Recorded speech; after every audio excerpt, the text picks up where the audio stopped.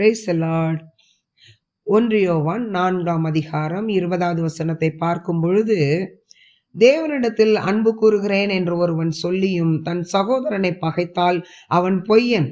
தான் கண்ட சகோதரனிடத்தில் அன்பு கூறாமல் இருக்கிறவன் தான் காணாத தேவனிடத்தில் எப்படி அன்பு கூறுவான் என்று சொல்லி நாம் பார்க்கிறோம். பிரியமானவர்களே, தேவனிடத்தில் உண்மையாய் அன்பு கூர்ந்தோமேயானால் கட்டாயம் நம்முடைய சகோதரர்களை சகோதரிகளை பகைக்க வாய்ப்பு இல்லை. பிரியமானவர்களே, சபையில எல்லா காரியங்களிலேயும் ஈடுபடுகிறோம், உபவாச ஜெபம் தவறாமல் வருகிறோம், நாம் தசமபாகம் தவறாமல் செலுத்துகிறோம், ஒரு குறையும் இல்லாம வேதம் வாசிக்கிறோம், ஜெபிக்கிறோம், அபிஷேகத்துல நிறையிறோம், அந்நிய பாஷையை பேசுறோம், சபையில நடக்கிற எல்லா காரியங்களிலேயும் முன் வந்து எல்லாவற்றையும் பொறுப்பெடுத்து செய்து கொண்டிருக்கிறோம். ஆனால் அதே சபையில இருக்கிற மற்ற சகோதரர்கள் சகோதரிகள் அனைவரிடத்திலையும் நாம் அன்பு கூறுகிறவர்களாய் இருக்கிறோமா?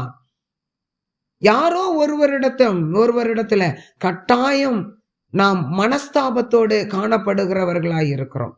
நிறைய இடங்களில நான் பார்க்கிறேன். பிரியமானவர்களை, ஆண்டவர் சொல்லுகிறார், அப்படிப்பட்டவர்களை பார்த்து, என்னதான் நீ ஆவிக்குரிய காரியத்துல முதலிடத்துல இருப்பதை போல காணப்பட்டாலும், என்னை நேசிக்கிறவனை போல காணப்பட்டாலும் நீ பொய்க்காரன் என்று ஆண்டவர் உறுதியாய் சொல்லுகிறதை நாம் பார்க்கிறோம்.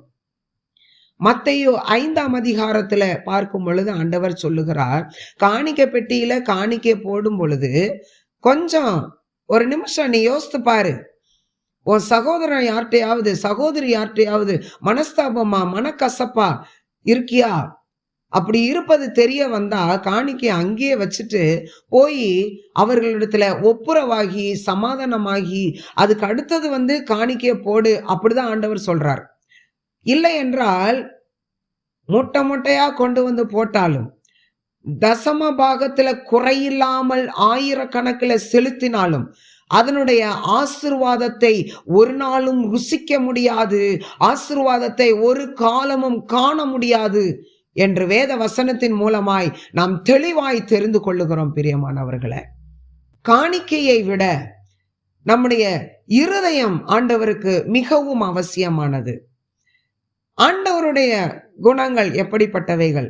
சத்துருக்களை சிநேகி என்று சொல்லுகிறார், உன்னை சபிக்கிறவர்களை ஆசீர்வதி என்று சொல்லுகிறார், உன்னை நிந்திக்கிறவர்களுக்காகவும் துன்பப்படுத்துகிறவர்களுக்காகவும் ஜெபம் பண்ணு என்று சொல்லுகிறார். பிரியமானவர்களே, சிலுவையில அவருடைய ரத்தம் முழுவதும் சிந்தி சரீரம் நார் நாராய் கிழிக்கப்பட்ட அந்த நேரத்திலையும் கூட அவருக்கு விரோதமாய் எழும்பினவர்களை ஆண்டவர் மன்னித்தார்.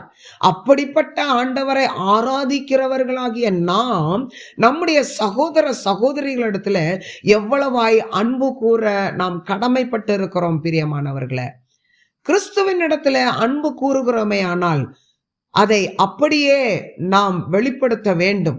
மற்றவர்களிடத்துல அந்த அன்பை வெளிப்படுத்த வேண்டும். 1 கொரிந்தியர் 11ஆம் அதிகாரத்துல நாம் பார்க்கும் பொழுது அங்கே ராபோஜனம் அல்லது திருவிருந்து பந்தியை குறித்து நாம் வாசிக்கிறதை பார்க்கிறோம்.